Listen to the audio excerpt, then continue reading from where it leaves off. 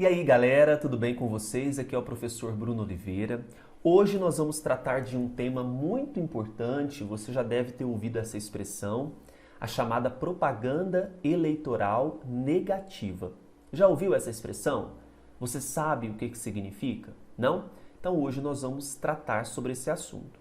Antes disso, eu tenho dois pedidos. Primeiro, que vocês curtam esse vídeo, se inscrevam no canal, é muito fácil, faz isso agora, clique aí no botão vermelhinho, tá bom? Incentiva aqui o professor. Segundo, é que nós temos um curso chamado Escola de Direito Eleitoral, que está disponível lá no nosso site, eleitoralcombruno.com.br.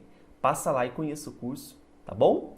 Sobre propaganda negativa, nós temos então a propaganda eleitoral, em que o candidato ele vai apresentar suas propostas, os seus programas de governo, não é? Relacionado às suas políticas públicas. Bom, na propaganda negativa, o que eu tenho é que um indivíduo X, um candidato, ele vai ressaltar os defeitos de uma outra pessoa. Qual que é o objetivo de uma propaganda negativa? É desencadear repulsa por parte do eleitor. O eleitor, ao ouvir aquela história, que muitas vezes ela é falsa, né, então pode até acarretar difamação, calúnia ou injúria, a depender do conteúdo daquela ofensa, né? E também pode provocar a questão do direito de resposta, provoca no eleitor uma repulsa, porque às vezes o eleitor ele não vai ter a curiosidade de verificar se é verdadeira ou falsa aquela informação. Não é? Então a propaganda eleitoral negativa, ela desencadeia essa repulsa por parte do eleitor. É uma propaganda de ataque. Né? Então eu estou ali somente atacando, eu não estou propondo, não estou trazendo informações importantes para aquele eleitor. Né? O objetivo dessa propaganda negativa, portanto, é dissuadir o eleitor de votar em determinado candidato. E muitas vezes ele alcança esse resultado. Então, por isso que a importância de afastar de todas as maneiras essa propaganda negativa.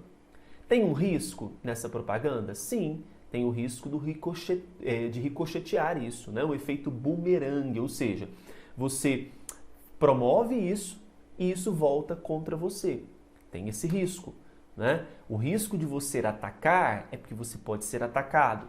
O risco de você atacar e aquela informação ela não ser verdadeira é de ter esse efeito bumerangue, esse retorno àquele que está promovendo esse ataque, né? O TSE, em uma representação de número 165.865 de 2014, traz alguns pontos importantes sobre a questão da propaganda eleitoral negativa. Primeiro, as campanhas eleitorais, elas devem primar por ser programáticas, ou seja, estabelecer programas de governo e propositivas, trazer propostas de fato que vão ajudar aquela comunidade, aquela sociedade. Veda-se para o TSE a veiculação de ofensas ou acusações a adversários. E também que as críticas e os debates, eles devem estar relacionados com as propostas, com os programas de governo e com questões de políticas públicas. Então essa é a compreensão do TSE quanto à propaganda eleitoral negativa. No entanto, a gente tem que levar em consideração que, quanto à propaganda, veda-se a censura prévia. No entanto, a gente tem que levar em consideração também a importância do diálogo. Na hora de resolver essas propagandas eleitorais negativas, temos que ter um diálogo entre o ofendido e o ofensor para que isso não ocorra mais. Né? O TSE já se manifestou sobre algumas disposições. Uma delas, é a que eu trouxe para vocês aqui, é a seguinte: a divulgação de propaganda antes do período permitido, contendo imagem ofensiva à honra e à dignidade, por exemplo, do governador, que foi o caso, configura propaganda eleitoral negativa extemporânea. Além da existência de propaganda eleitoral negativa temporânea, nós temos também a propaganda eleitoral negativa antecipada extemporânea. Outro caso foi o seguinte: configuram propaganda eleitoral antecipada negativa, críticas que desbordam os limites da liberdade de informação, em contexto indissociável da disputa eleitoral do pleito vindouro. Então, olha, a liberdade de informação, de expressão, ela não é absoluta, ela possui limites também.